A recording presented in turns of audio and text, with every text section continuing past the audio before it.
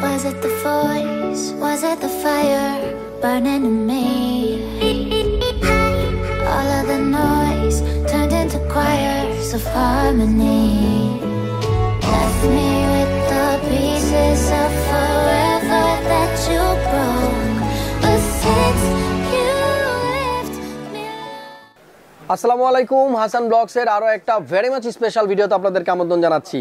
ইতিমধ্যে যারা thumbnail title দেখে আইডিয়া করে নিয়েছেন আজকের ভিডিওটা কি নিয়ে, আপনাদের ধারণাই ঠিক।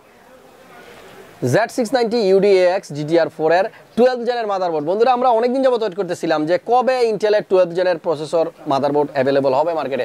সো বর্তমানে আমার হাতে মাদারবোর্ডটি চলে আসছে, আপনাদের সাথে শেয়ার করার জন্য চলে আসলাম। আজকের ভিডিওতে জানাবো এই মাদারবোর্ডের স্পেসিফিকেশন কি, প্রাইস কত, কোথায় পাবেন। তো চলুন কথা না বাড়িয়ে ভিডিও শুরু করি।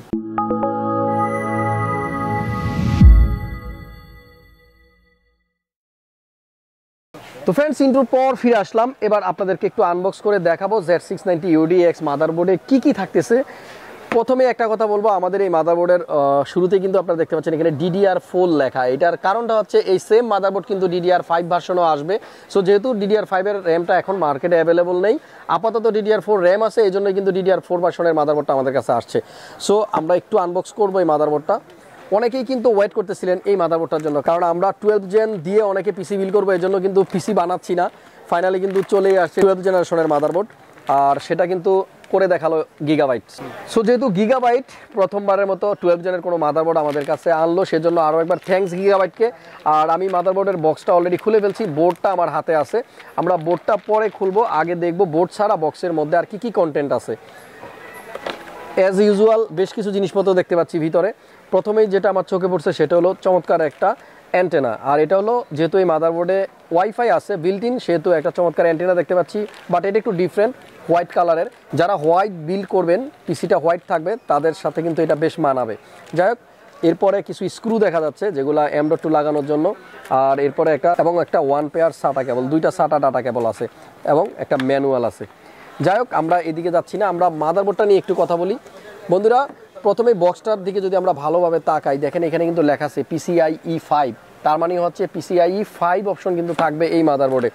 লক্ষণীয় যে অপশনগুলো আছে, যে ফিচারগুলো আছে, সেগুলো আপনাদের সাথে একটু শেয়ার করি। প্রথমে যেটা বললাম PCIe 5.0, এটা কিন্তু আমরা যে গ্রাফিক্স কার্ডগুলো ইউজ করবো এই বোর্ডে, সেটা কিন্তু PCIe 5.0 সাপোর্টেড। এরপরে আরও একটা ইম্পর্টেন্ট যে লক্ষণীয় বিষয়, সেটা হলো ট্রিপল PCIe 4.0। এই মাদারবোর্ডটাতে আমরা 3টা M.2 ইউজ করতে পারবো, যেটার প্রত্যেকটাই PCIe Gen 4 হবে। সো আপনারা কিন্তু চাইলেই 3টা M.2 ইউজ করতে পারবেন Gen 4 এর। আমাদের এর পরবর্তী যে ফিচারটা আছে USB 3.2 Gen 2 2.2 টাইপ সি। বন্ধুরা, আমরা যদি একটু লক্ষ্য করি, দেখবেন 3.2 Gen 1 দিয়ে যদি আমরা ডাটা ট্রান্সফার করতাম USB পোর্টে, সেক্ষেত্রে কিন্তু আমরা ট্রান্সফার করতে পারতাম maximum 5 GB per second. But এই মাদারবোর্ডে যে ফিচারটা অ্যাড করা হয়েছে, সেটা কিন্তু আগের তুলনায় 4x ফাস্টার। USB 3.2 Gen 2 দিয়ে আমরা ম্যাক্সিমাম 20 Gbps পর্যন্ত কিন্তু ট্রান্সফার করতে পারবো USB পোর্টে যে কোনো ডাটা। এবং যারা চাচ্ছেন বিল্ট ইন ওয়াইফাই দিয়েই কাজ ছেড়ে নিতে, তারা কিন্তু এই বোর্ডটাতে খুব ভালো একটা পারফরমেন্স পাবেন, কারণ ওয়াইফাই 6 কিন্তু ইউজ করা হয়েছে এই বোর্ডে। সো যারা ইথারনেট কেবল ছাড়া বিল্ট ইন ওয়াইফাই দিয়েই ভালো একটা স্পিড চাচ্ছেন, তারা কিন্তু এই বোর্ডটা দিয়ে সেই পারফরমেন্সটা নিতে পারবেন। আমি একটু বোর্ডটা খুলে আপনাদেরকে দেখাই। প্রসেসরটা মনে হয় আমরা পেয়ে যাবো 2-1 দিনের ভিতরেই, আমাদের সাথে কানেক্টেড থাকবেন, আমরা সেটাও কিন্তু নিয়ে একটা ভিডিও করব। বাট যেহেতু মাদারবোর্ডটা এখন অ্যাভেলেবল আছে আমাদের কাছে, আমরা কিন্তু আপনাদেরকে একটু শেয়ার করব। এদিকে দেখেন, জাস্ট এক কথায় অসাধারণ। বোর্ডের বিল কোয়ালিটি কী হবে সেটা কিন্তু অ্যাটলিস্ট আমরা হাতে নিলে কিছুটা অনুমান করতে পারি। ব্যাক সাইডে যে শিল্ড আছে, এখানে একটু তাকাই কি পোর্ট আছে মাদারবোর্ডে, আমরা একটু দেখাবো।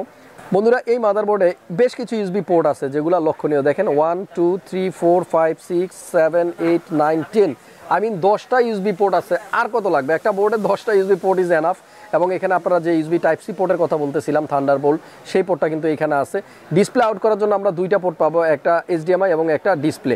এবং বন্ধুরা, এই মাদারবোর্ডে কিন্তু ইথারনেট 2.5G একটা ল্যান পোর্টও আছে। বন্ধুরা, গিগাবাইটের এই মাদারবোর্ডটাতে কিন্তু 8.1 চ্যানেলের অডিও ইউজ করা হয়েছে। সো যারা অডিও নিয়েও কাজ করতে চাচ্ছেন, তারা কিন্তু বেটার একটা পারফরমেন্স আমাদের এই বোর্ডটা থেকেও পাবেন। ইন্টেলের এর আগে যে প্রসেসরগুলো আমরা ইউজ করছি, সেটা কিন্তু 1200 সকেটের ছিল। বাট এই মাদারবোর্ডগুলো আসছে কিন্তু আপনার 1700 সকেট সহ, আই মিন 12 জেনারেশনের ইন্টেলের যে কোনো প্রসেসরে কিন্তু এই 1700 সকেট হবে, আই মিন 1700 সকেটের হবে। আপনারা চাইলে কিন্তু 10 জেন কিংবা 11 জেনের কোনো প্রসেসর এই মাদারবোর্ড ইউজ করতে পারবেন না। সো একটু ওয়েট করতে হবে 12 জেনের কী প্রসেসর মার্কেটে অ্যাভেলেবল হচ্ছে সেটার জন্য। সো আমার মনে হয় আপনারা যারা গিগাবাইট 12 জেন ইন্টেলের প্রসেসর দিয়ে পিসি বিল করতে চাচ্ছেন এই মাদারবোর্ডটার সাথে, তারা আমাদের সাথে একটু কানেক্টেড থাকবেন। আমরা কিন্তু অলরেডি এই মাদারবোর্ডটা আমাদের ওয়েবও আপলোড করে দিয়েছি, সেখান থেকে আপনারা কিন্তু ইনফরমেশন নিতে পারবেন। So friends, Z690 UDX DDR4 কত হচ্ছে এই মাদারবোর্ডটার দাম? আনুমানিক একটা প্রাইস বলে আমি আমার ভিডিওটা আজকে শেষ করব। যতটুকু ধারণা করতেছি 25,000 টাকার আশেপাশেই করা হবে এই মাদারবোর্ডটার প্রাইসিং। তবে প্রাইস যাই হোক না কেন, যারা 12 জেন দিয়ে পিসি বিল করতে চাচ্ছেন তাদের জন্য কিন্তু চলে আসছে ফাইনালি গিগাবাইটের 12 জেনের Z690 সিরিজের মাদারবোর্ড।